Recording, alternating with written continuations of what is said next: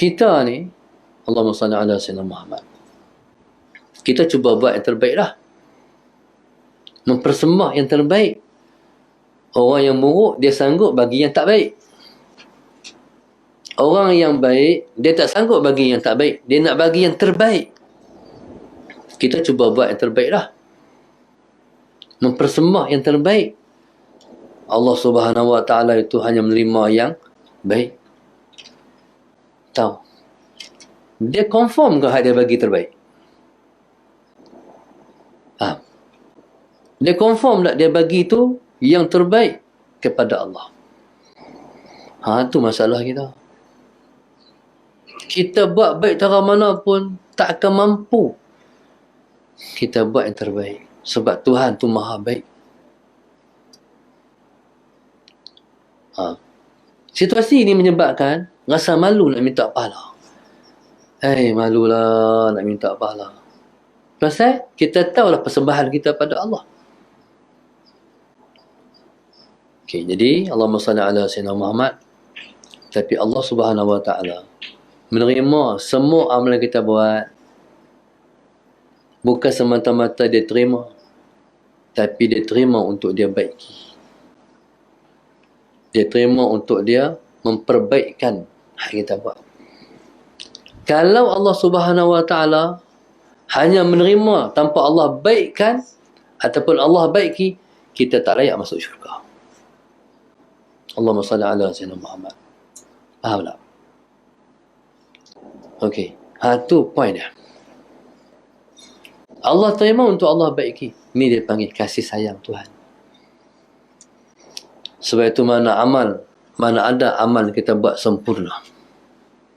Semua serba kekurangan dan tidak sempurna. Yang sempurna ni siapa? Allah.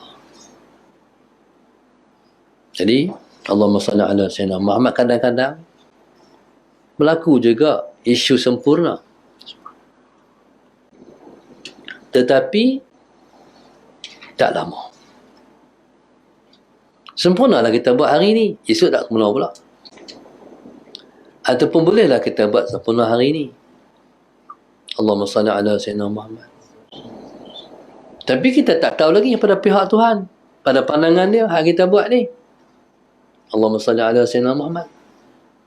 Sebab tu kata ulama, ma min syai'in qad yakmal illa waja'ahu nuqsan liyakuna al-kamal alladhi yuradu bihi wajhullahi khassah.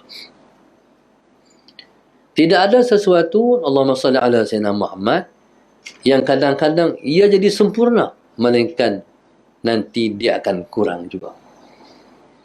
Supaya yang sempurna hanyalah Allah. Okey. Jadi cubalah menyempurnakan sesuatu yang kita nak persembah kepada Allah. Contoh kita nak sembahyang. Orang tanya, Ustaz, boleh tak khusyuk sembahyang? Sembahyang tu. Bilanya boleh tak boleh. Sebenarnya dia duduk pada orang. Dia duduk pada orang hang nak buat baik tu. Contoh sembahyang. Kalau kita luar sembahyang, banyak dunia nak sembahyang. Allahumma salli ala Sayyidina Muhammad. Nak tolak dunia tu pi susah. Contoh macam ni lah. Kita, Allahumma salli ala Sayyidina Muhammad, buat kerja.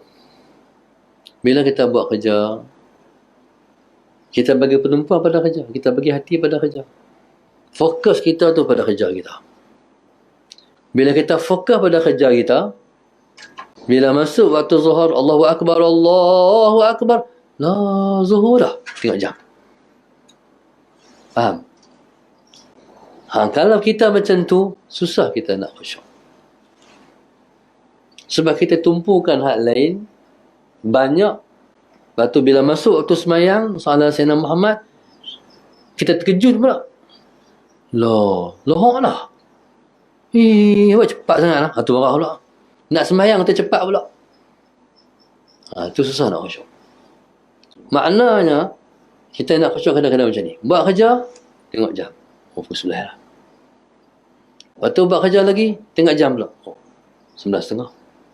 Pasal apa kita macam tu rupa? Sebab hati kita dutan semayang.